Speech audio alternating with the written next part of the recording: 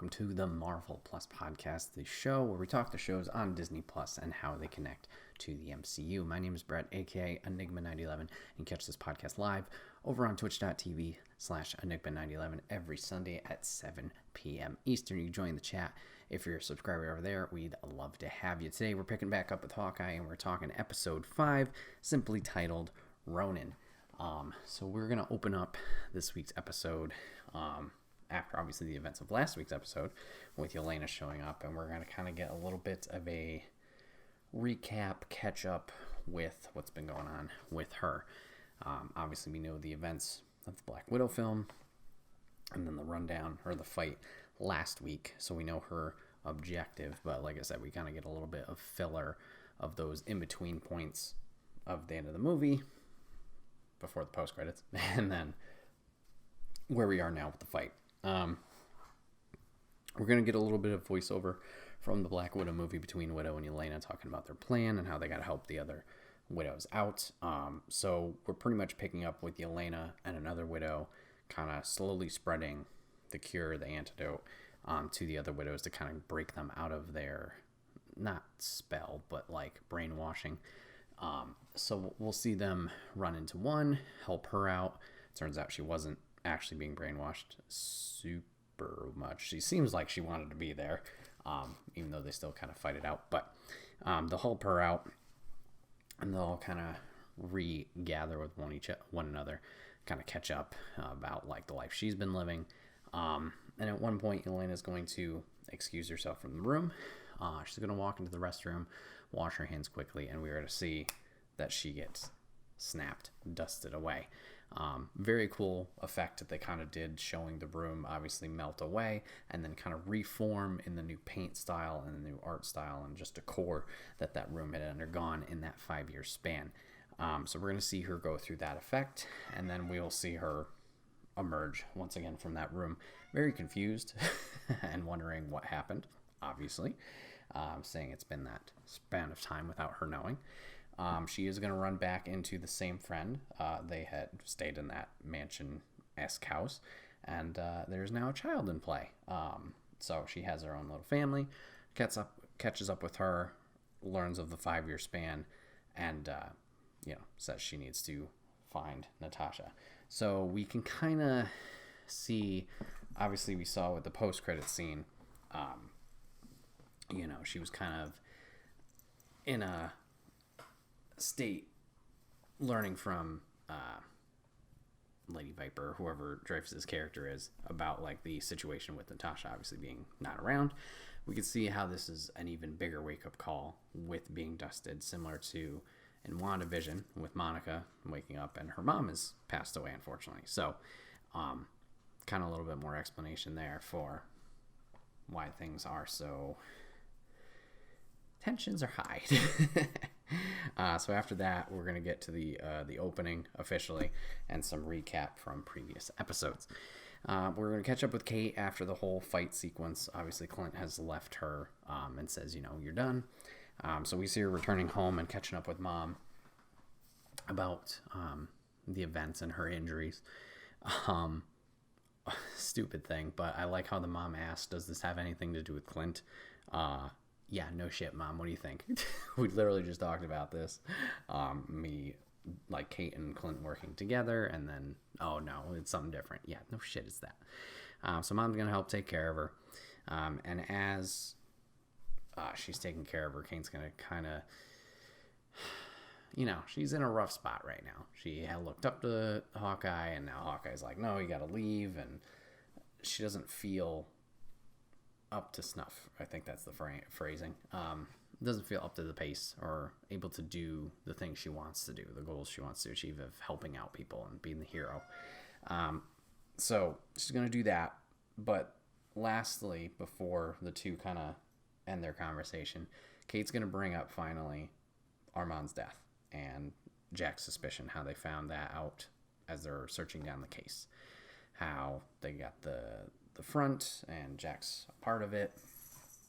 And as she's sharing this news with the mom looks a little bit off, but she said she's going to look into it. So finally Kate has been able to get that off her chest. We're going to throw it back over to Maya now. Post her arrow shot in the shoulder. Kazi's helping her out. And Maya's going to fill in Kazi on what happened on the roof. Obviously, Hawkeye and Kate were there, and then we had the third party of Yelena adding in. As promised, Kazi is going to try and talk down Maya. Say, this isn't a good situation. I'll help you capture Ronin and kill him, but after that, it's done. We gotta stop. There's too much craziness going on or danger involved, which good he had that conversation a little bit. I found it a little bit weird, like, oh, we're done after that? Like, duh, that was her main motivation. I don't know what their other projects are, but whatever. So we're going to go back to the Kate in the apartment. She's gone back to her apartment where the fire initially happened in episode 1. Was it episode 1? Maybe it was episode 2. They kind of blend together because they're back to back. But anyway, she's gone back to that apartment to kind of regather her stuff so she can move back in with her mom and Jack, or at least that place. And guess who's waiting for her? Hey, Yelena, just hanging out, making some mac and cheese, doing what you do. And we get a fun little attempt at interrogation, trying to figure out where Clint is, trying to find out more info.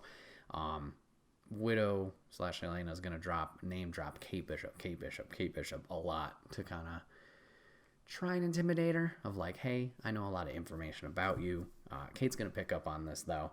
And she does pretty well for herself, like handling herself in the conversation, not giving too much info away. Not that she has much in the first place, but I thought she did a great job here of, like I said, holding her ground. A lot of funny bits here. We kind of get to see more of Yelena's personality as we saw in the movie, but cool to see her there in a more obviously neutral-esque or calm setting. There was a fun gag about weapons. Nothing on her, nothing in her hands. Okay, maybe I do.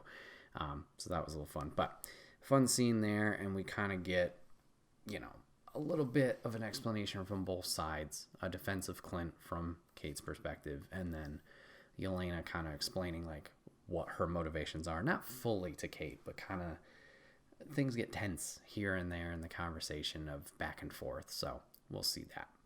We're going to fly back over to Clint. He is heading to the hideout apartment, and he's just going to pretty much regroup there and figure out what he's going to do next. Flipping back over to Kate and Yelena, we're continuing their conversation. I kind of jumped ahead previously, but like I said, she talks about her motivations, what Yelena's doing, or why she's there. We are going to get a couple of interesting things here. This is Yelena's first time in New York. She wants to sightsee. There's a bunch of things that they shouted out, including the new Statue of Liberty, which we will see in the new Spider-Man movie. So just a little fun kind of tie-in there. It's a small thing, which is like, oh yeah, that's coming up. So like I said, so they're talking about that. Why, motivations, stuff like that. Like I said, I did skip ahead of that. But we are going to learn one more important fact. Someone has hired Yelena to do this job. Now, that was a little bit of a red flag for me. I was like, I thought this was just a personal vendetta, personally, because obviously Natasha died at the hands of Clint, as far as Yelena knows. So I thought this was just a vendetta thing. And then I was like, if you're hired, was it Dreyfuss's character that hired you or her? Okay. So we're going to put a pin in that. She's been hired by somebody. Interesting. Yelena will eventually leave, leaving Kate in her apartment. So one more note from the apartment with Clint. Him and the LARPer are going to kind of catch up, have a good time. He's not going to stay at the hotel. He's just going to crash on the couch. I think this was the Ed's apartment and not the LARPer's apartment. I don't know if it was the LARPer's apartment, like where'd you get the address? But I don't know. I think it was because Pizza Dog was there. So, but the new outfits are ready from the other LARPer who was creating them. So we'll get that probably in the finale. So a little tease there, similar to Captain America, aka Falcon. All right, so we're gonna flip back over to Kate at the house. she has returned, and we see the police questioning Jack. Yes, finally, justice. But it may seem that there's something else going on here. Mom may be throwing Jack under the bus. Jack doesn't seem too worried about the event. He says he's going to make it back in time for the party. I don't know if this was like a empty threat to the mom for like throwing him under the bus, or if it was just his suaveness, confidence. I don't know, but we have that. So Jack is now under custody and being, taken away. Back to Clint. He's at the Battle of New York Memorial. This is the next day. It's essentially the bridge that the Avengers had fought on by Grand Central Station.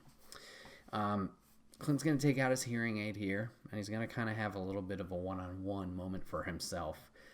And he's talking to Natasha, Black Widow, apologizing for obviously the events that had transpired in Endgame, saying how he still feels guilty, but he tries to move forward with it, and do the best he can. Misses her, and unfortunately is so sorry about what he has to do next. So, oof, okay, a little bit of a scary moment there. Like, Clint, what are you doing here? A lot of jumping around. We're gonna flip back over to Kate. She's looking around the room. She kind of notices, obviously, all the successes she's had in the past. Her training in martial arts, her training in archery, all of her trophies, stuff like that. And it kind of remotivates her, to get back up on her feet. And she's going to finally give Clint the call. Unfortunately, he's never going to pick up the phone. So she's going to leave a shit ton of messages trying to help, trying to figure out what's next, any information that, she has learned since, like Jack going to prison, etc. So she's trying to reach out, trying to make progress. Unfortunately, fills out the mailbox, no answer ever, so, alrighty. Too bad there. We're going to flip over to the tracksuits. We're going to see two of them jamming out to some Run DMC, which is apparently classic to them. They have a little fun brass knuckles gag, and we are going to get the jump scare of a century with a arrow straight through the windshield, with a little bit of a message for Maya, saying that Ronin would like to meet Maya where they first encountered each other. So, we're back to Clint in Times Square. He's picking up the Ronin suit from the locker we had seen him store it in earlier. He's calling Laura, calling his wife. The problem keeps getting bigger. The family's obviously in danger, as we had saw in last episode, with names and some ages listed for the entire family and not just Clint himself. And he says it's just a matter of time before the big guy gets involved. We've had a lot of teases of the tracksuit mafia boss above Maya, who's in charge here. Seems like Hawkeye obviously knows this person is a threat. We keep teasing that person. Seems like I said, just a matter of time before the big guy's involved. Laura says, follow your gut. I trust your judgment. Pretty much gives, her blessing about what he has to do. So like I said, Hawkeye is going to recover the Ronin suit. And we're going to hit the ball running and meet up with Maya. Maya sure isn't alone, though.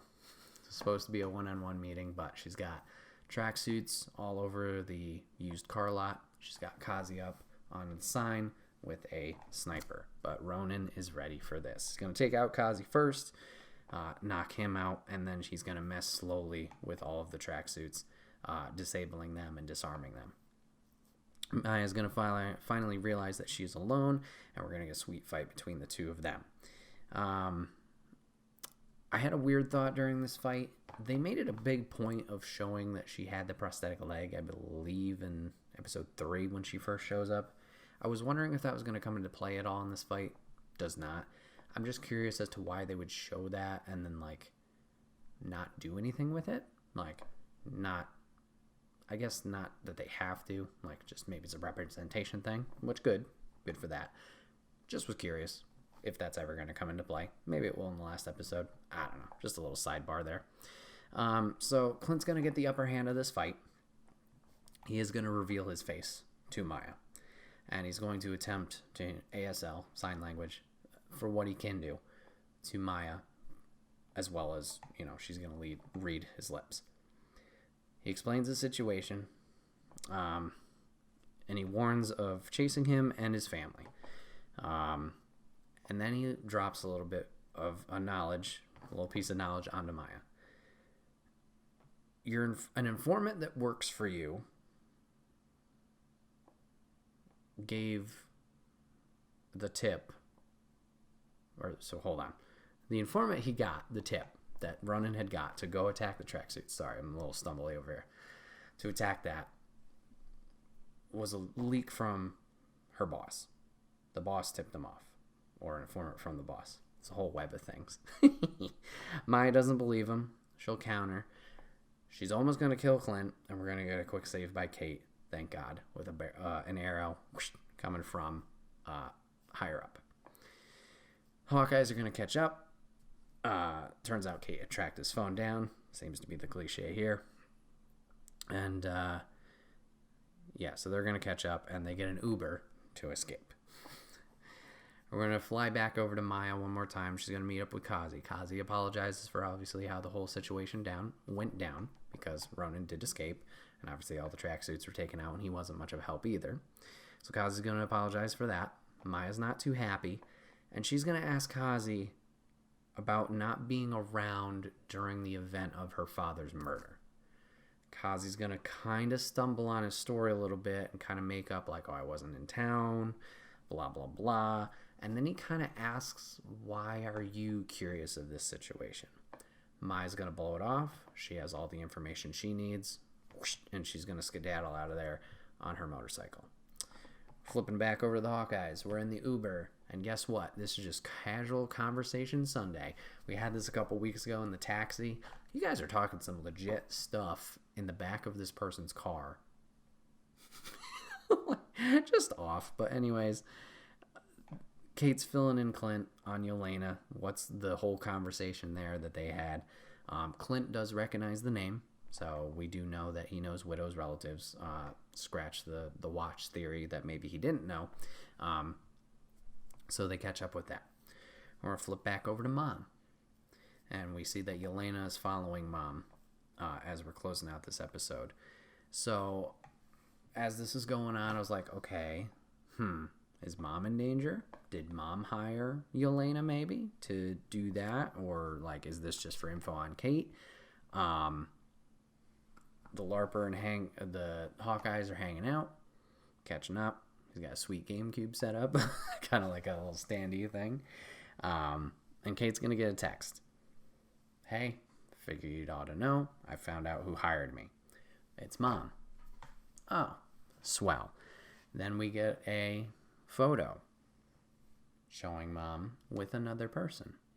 Kate's confused. Who's this other person? Shows it to Clint.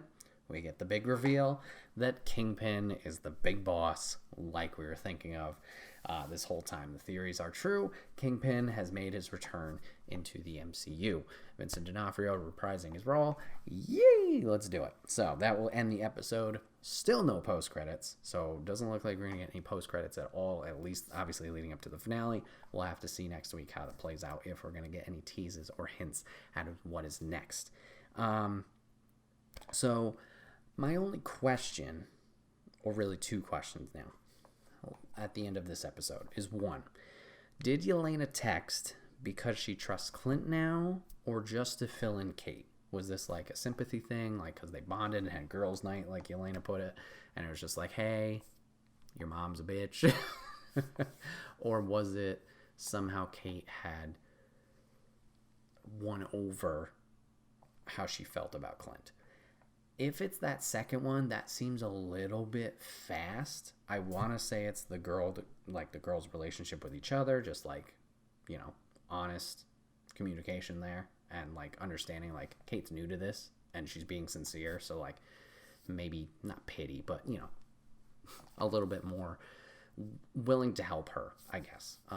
So that'll be interesting. That'll be an interesting conversation to be had between Yelena and Clint down the road in the next episode, hopefully.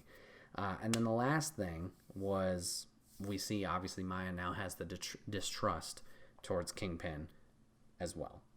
Obviously with the fate of her father passing away and the whole attack there, and now learning that there was an informant that tipped Ronin, we got some tensions there. So going into this final episode, we now have the Kingpin role, we have Maya, we have the Hawkeyes, and we have Yelena. So it's going to be interesting to see how all those dynamics play out.